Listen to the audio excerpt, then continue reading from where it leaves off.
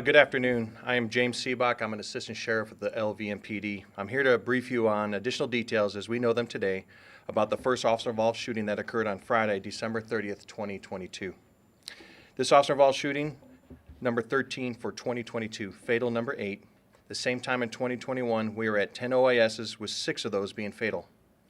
This event was initiated as a person with a gun event on December 30th at 11:01 a.m. The officer-involved shooting occurred in the 4000 block of Colusa Circle, Las Vegas, Nevada, which is in the Northeast Area Command, and the map is on my left.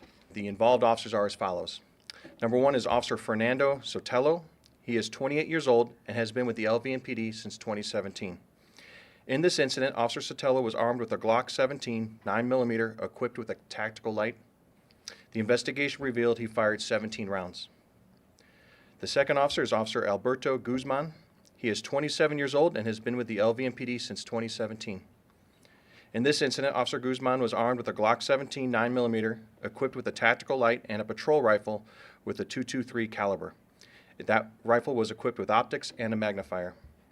The investigation revealed he fired 10 rounds from his handgun and 4 rounds from his rifle. And the final officer is Officer Justin Terranova. He is 28 years old and has been with the LVMPD since 2017. In this incident, Officer Terranova was armed with a Glock 34 9mm equipped with a tactical light. The investigation revealed he fired 10 rounds.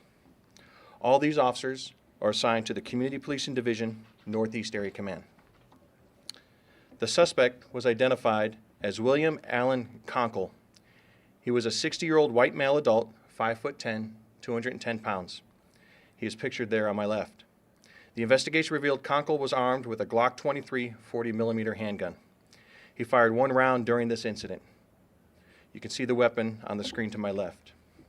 The suspect's charges, had he survived, is assault with use of a deadly weapon, evading, attempt murder on a public officer, 3 counts, assault with deadly weapon on a public officer, 3 counts, resisting with a firearm, discharging a firearm from a vehicle, and grand larceny, firearm.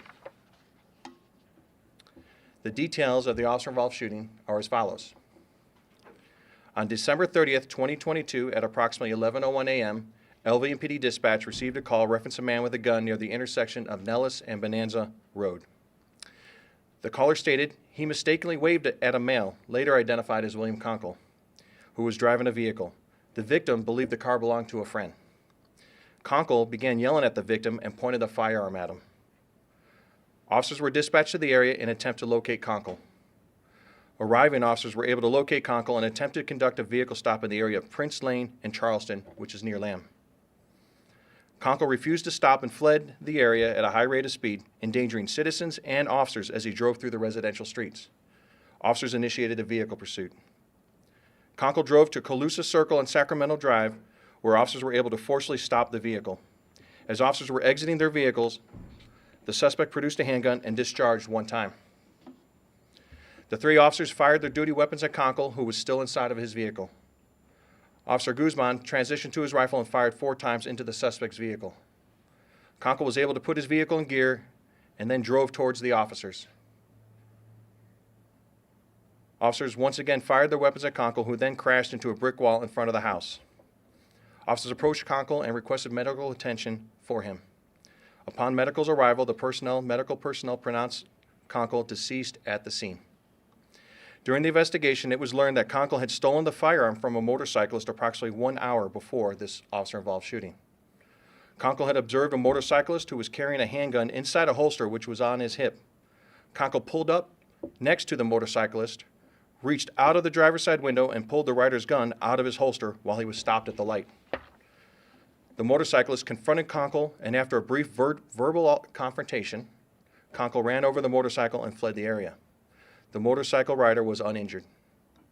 I will now play for you body-worn camera videos depicting the officer-involved shooting. The first video you're about to see was provided by a citizen during the interaction between Konkol and that motorcyclist I just referenced. Ready to get away? Just 2 hours from Las Vegas, your family can escape to Grand Canyon West. Grand Canyon West offers adventures for the entire family. The Skywalk's incredible views are breathtaking and offer one of the most thrilling zip lines you'll ever experience. Shopping, dining.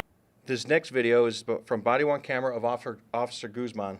And what I'd like you to take note of is once the vehicle, the officer comes to a stop, you'll hear, if you listen closely, the brief shot being fired by the suspect, and you'll also see Officer Guzman flinch and react to that action.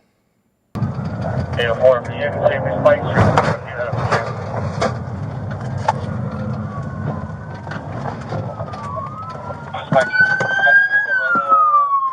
Man, see your head!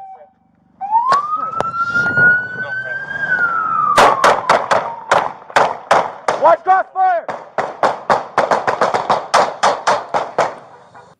The next video is from body-worn camera footage from Officer Terranova's perspective.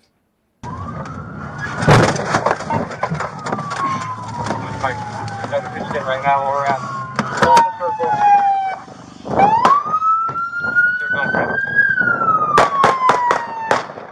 Shots fired! Shots fired!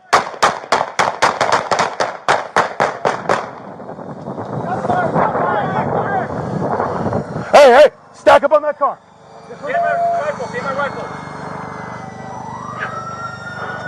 Hey, driver! Put your fucking hands up!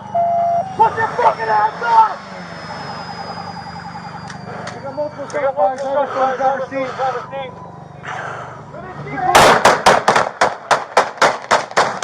This concludes the briefing of the details. I can take any questions you may have.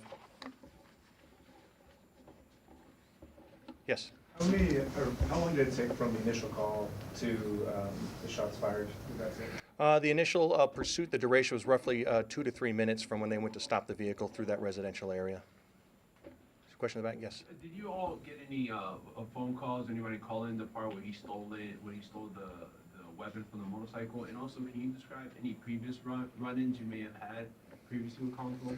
Sure. So the initial call, that one actually came to Nevada State Police's jurisdiction, and they're the ones who had handled that call before we got involved with Konkol. And as far as his previous or any interaction with them, I'll refer you to our public records unit. We don't release that here at this time. Any other questions? Oh, all right. Thank you very much.